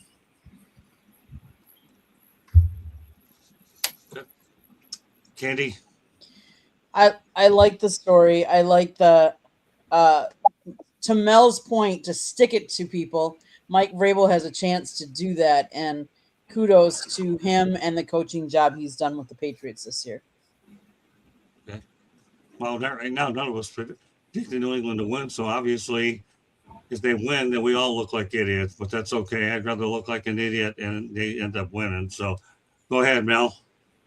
No, I'm a moonwalk on what I said. I wouldn't mind Robert Kraft winning it either. What they've done is remarkable, and it'd be great for him to win so he could get up there in his box and turn around and drop his drawers as well and tell all the entire Hall of Fame committee that they can kiss his entire pasty white behind. That's funny. I like that was good. One of your better acts there, Mel. Get the jersey out there, Jeremy. That's worth the jersey look. Okay. Okay. All right, go ahead, Mel. Mary, That's all right, no problem. We'll do it another time. But all right, go ahead, Ben. I mean, I can respect what the Patriots have done. I mean, Bill Belichick and Tom Brady, what those guys were able to do during their time together was incredible. But once again, it goes back to what I said. I don't want to see Robert Kraft pasty white behind. I don't want to see that. I think the Seattle Seahawks and what everybody thought would never ever happen again, because when Pete Carroll and the Legion of Boom and Beast Mode left, they thought it would never be recaptured. Coach McDonald is a coach that nobody wants to deal with. So while I can respect what the Patriots have done, and Bill Belichick is not going to be a first ballot Hall of Famer, and Robert Kraft has been told he's not going to be a Hall of Famer, I don't want to see either one of their pasty booties. I don't want to see nothing like that. I hope it's a good game, but the Patriots fans are hard to deal with, man. You would think they ain't never lost a Super Bowl the way they talk trash. So great for what they've done for the game and mean to the game. But what you called it, Marv, the U.S. Seahawks? Yeah. I want to see Sam Darnold and those guys, break that thing. This some get back, because Seattle's supposed to go back-to-back Super Bowls against Peyton Manning and Tom Brady, and then obviously Russell Wilson and Pete Carroll messed that up. But yeah, respect the Patriots, but they're going down. I hope they go down. Okay. Well, like I said, NFL history to be made, right? One way or the other. All right, go ahead, Marvin. Yeah, what the Patriots has done has been remarkable. Again, it goes back to leadership matters, alignment matters, and for a long time, they had their head coach and they had their owner and they had the GM and they had their quarterback, and regardless of whatever drama was going on, them dudes was professional and it was about winning. And they did that at a high level. And now with Belichick gone and Brady gone, Kraft finds himself again back in the Super Bowl. And again, he's one of the common denominators here. Leadership matters. So I think it's historic. I'm a Jet fan. I'm a New York sports fan who absolutely despises everything Boston, but I still could be objective and recognize greatness. He's been one of the great owners of his era, period. And this whole situation is historic. Okay. Well, bottom line is history will be made on Sunday. No matter. Final topic, then we go to parting shots. Patriots multi-Super Bowl champion pass rusher William McGinnis discussed Spygate allegations against the Patriots. He said, if we knew your signals and plays, we would have won 8 blank Super Bowls. Do you think Spygate actually happened, Jeremy? Well, considering they did an investigation and they said it happened, I think it did. What are you going to say? The NFL investigated them, found evidence, and made the suspensions happen and fine. So yes, it happened. So do you agree with McGinnis? They would have won 8? No, because they won 8. They would have won 8. I'm exactly. sorry. It's a double-edged sword. Okay, Steven. Yeah, it's more posturing from Willie. We know it happened. I mean, even more so, like they're not the only team that did this. Like when we were hearing all the nonsense talk last week when Belichick didn't get in the Hall of Fame, like and they were trying to cite Spygate as a reason of making him pay penance. Jimmy Johnson came out and was like, "Listen, we used to steal signs too. We used to record people's practices too. Like it wasn't like this is a new thing that was going on. It's just the level that it was going on and what they were going through was something the NFL had never seen before. And yes, it absolutely happened. Fines, suspensions, etc. were levied. They were punished. It happened. It was a real thing. You can't talk that away. So them winning eight, I agree with Jeremy. They would have won 8. I don't think but I won't put it all on the other 6, and that's the reason why they won. I'm not gonna listen.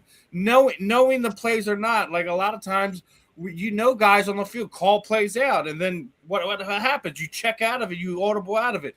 It's not always going to help you in some certain situations, and sometimes you know what's going on. Run a play, then run a variation off of that to bust something out on an offense, on a defense. So I don't think it holds as much weight as you think it is. It's win, lose, or draw. But I mean, to sit there and say it didn't happen. I mean, who you lying to? Who you lying to, Willie? Come on. The only thing I'll say about it, and I want to make it rapid fire the rest of the way so everybody gets their parting shots in. Willie McGinnis is blowing off a little bit of heat. That's all he is. Obviously, that's why he said they could have won 8 Super Bowls. Take it for whatever sort of candy. Blowing off steam. I don't know that they could have, but it happened. They owned up to it. They didn't own up to it, but they were investigated. It tarnished their reputation, but they did it. So they were fined, and we need to put it past them. Okay, Mel. I think Steve brought it up, or somebody brought it up. I mean, Jimmy Johnson talked about it. I mean, every team tries to do something to get an edge, and you'd be surprised. There's a lot of tells in games that teams tip their hand as far as what they're doing. I could go back to a story when we played in the Rose Bowl, but we don't have time for all that. But I don't really care, to be honest with you, about it. It's over. It's done with. I mean, that was, I don't know how many years ago. Mangini, I think, ratted him out when he got the New York Jets job. He didn't want them to do that to him, and he ratted out his boss. Which it says a lot about Mangini. But I really don't care, because everybody's looking for an edge. A lot of these guys watch film, and there's certain tells. Every team has a tell, and if you're a really good coach, you'll be able to pick those things up. Hey, Ben. Yeah, I mean, Willie McGinnis, he was going off. I mean, Willie trying to act like, we don't remember this stuff. The only thing I don't like about the whole situation was Roger Goodell didn't show us what they did. They burnt the tapes. Oh, so you're gonna do it and burn the tape? You're not gonna show us? Yeah. To me, that's more corruption than actually stealing. You're not gonna show us? Yeah, we saw it. It was bad. So we're gonna burn it. Really, Roger? Anyway, yeah, Willie McGinnis was blowing off some steam, but you cheated. You got caught. You got fined, you got suspended, and you got to keep playing. But Willie McGinnis don't like the fact that they don't like the fact that he don't want people thinking that the only reason why they won is because they cheated. I say, well, the Houston Astros ain't won another World Series since they had all those trash cans, right? Have they won since? I'm just saying. I'm not saying it was because of the cheating, but if you didn't need the cheating, you wouldn't have cheated. If you didn't need to do it, you wouldn't have done it. So we don't know if it's the reason why you won or not. But to say, man, y'all just mad. Are we mad or are we speaking facts? You think if you disrespected me 20 years ago, you want me to get over it. I have not gotten over it. Man, that was 20 years ago, man. You shouldn't have done it. So, yeah, I don't think their dynasty is tarnished because of what they did. But that is why they are the evil empire. And we need to make sure they are dethroned. They don't need to win anything. They've won enough. They've won 6. That's enough. Okay, let's see if you can win without you. You lost to Eli.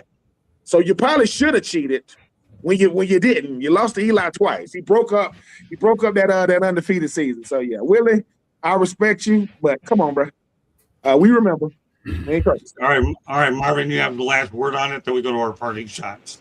Willie's dealing with the consequences of integrity, issues of integrity, and what I think what he's saying really is the coaches cheated, the players didn't cheat. The coaches did that, and is it realistic or possible that the coaches cheated?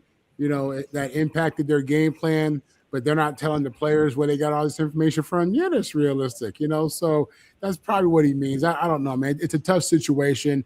It's one of those unfortunate things that will always be a cloud over the Patriots dynasties. It's always going to be there. It's like Pete Rose and his situation. It's like you're never going to separate the two. And that's sad, man, because at the end of the day, like I said, I think the players are the ones who are probably the victims, if you want to find a victim in this, because they go out there and play hard, and they're not a part of any scandal or knowing of any scandal.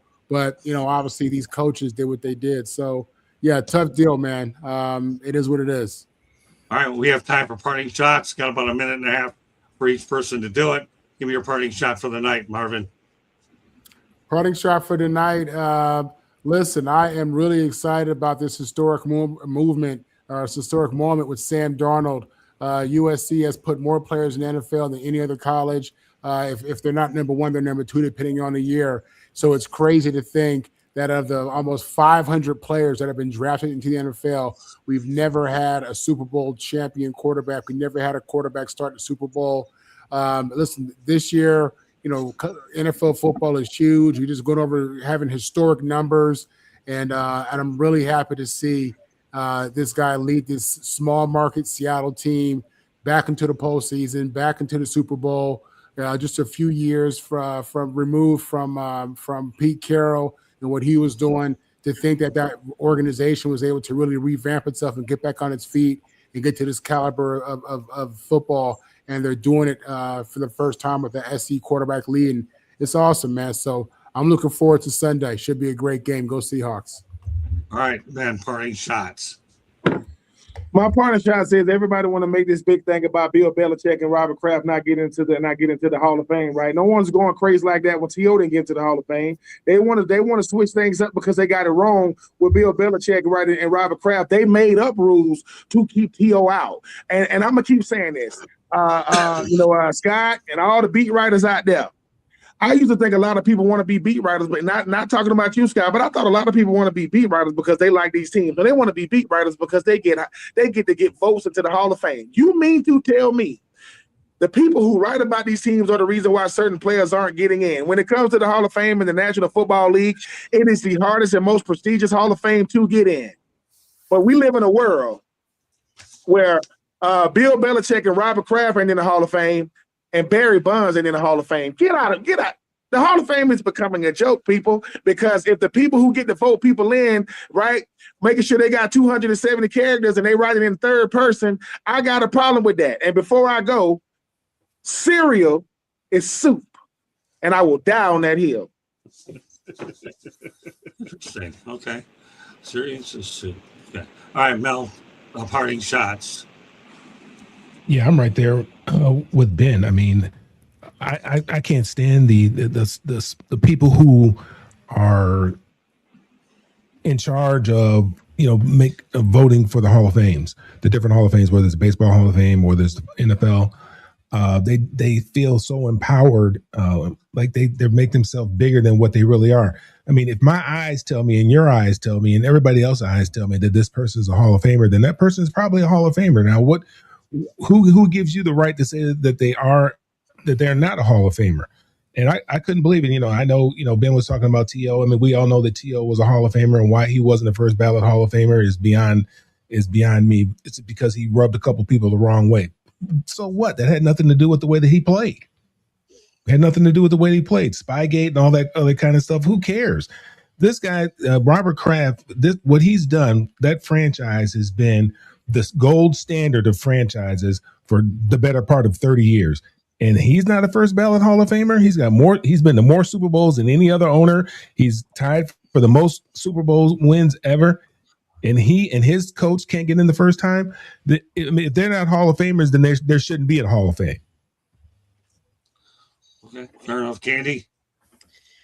kudos to the LaFleur brothers for being brothers that now are head coaches, just like the Harbaugh brothers. Okay, very good. I like that. That may be a future topic, but glad you whet everybody's appetite. Go ahead, Steven. I got a few little things I want to back off onto it. I know we are all talking about the Hall of Fame, and I'm definitely looking forward to who gets in.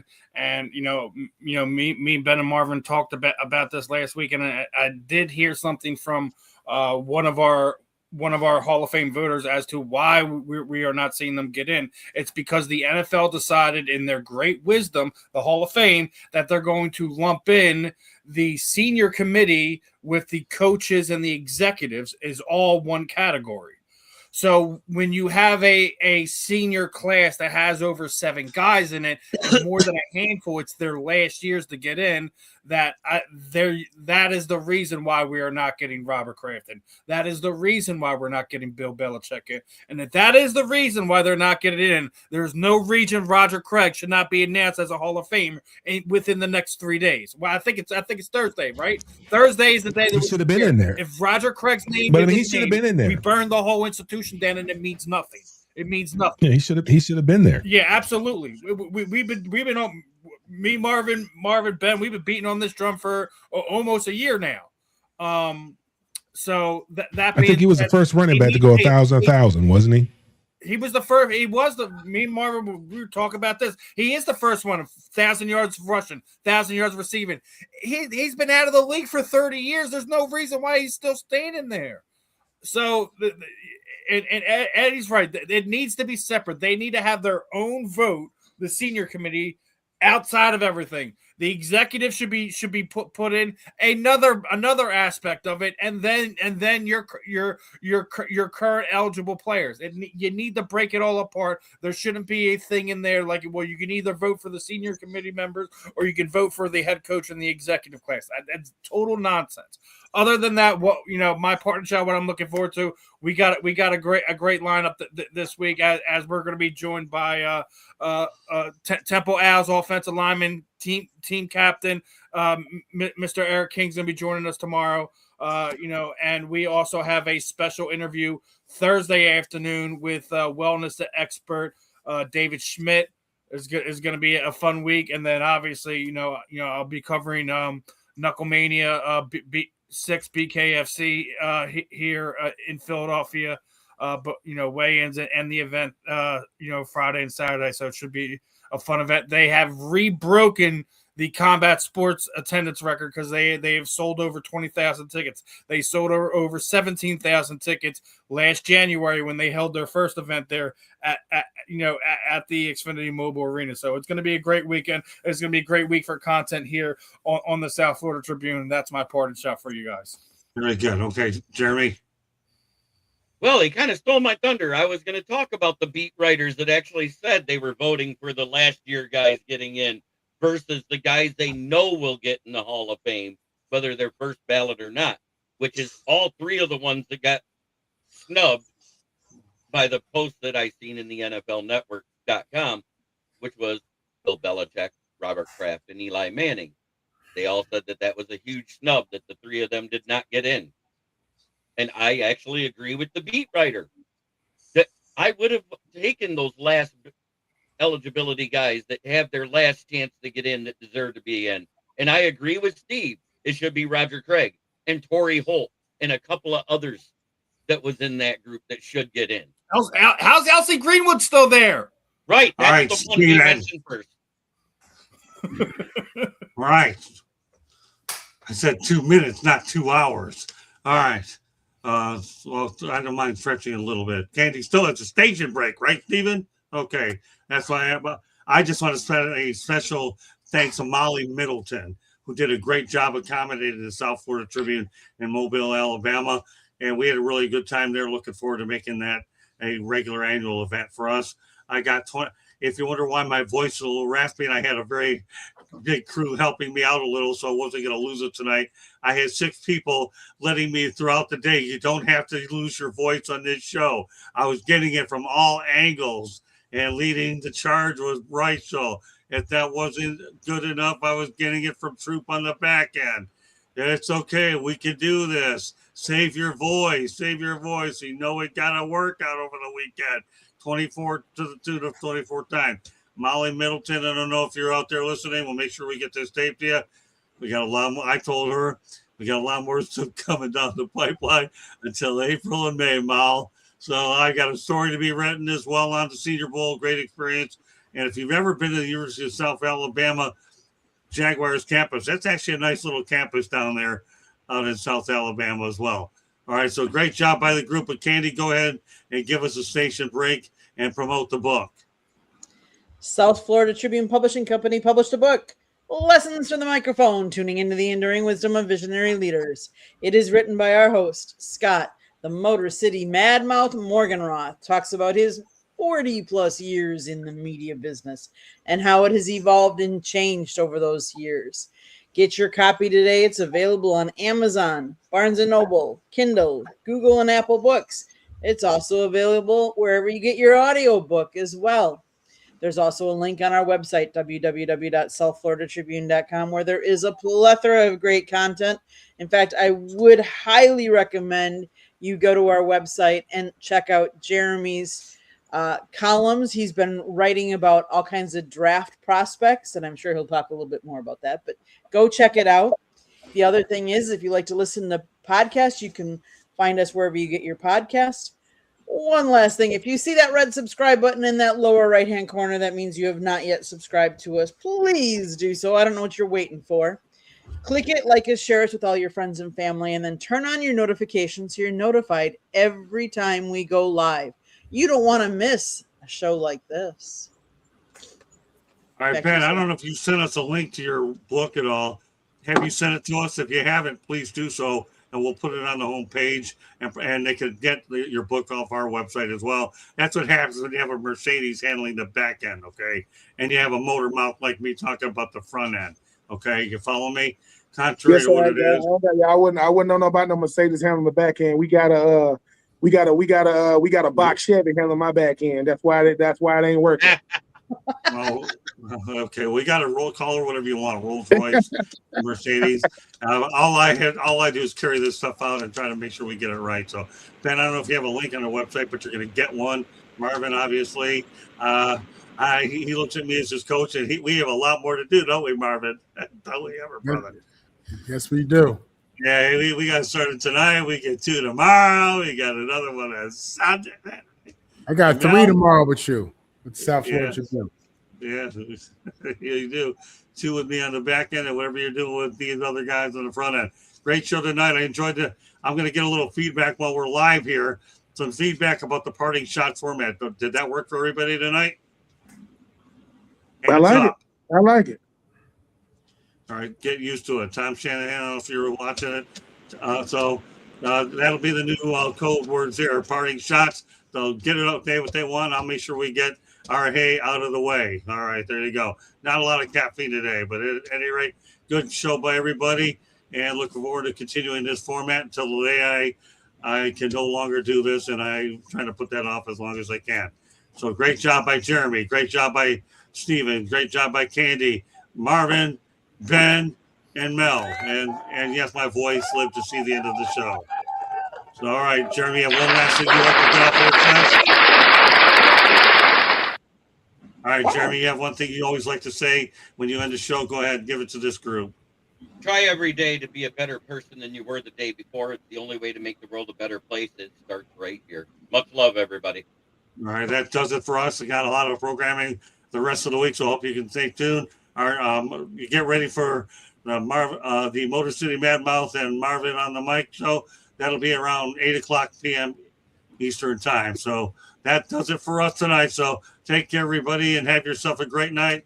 And thank you very much for joining us. Bye now.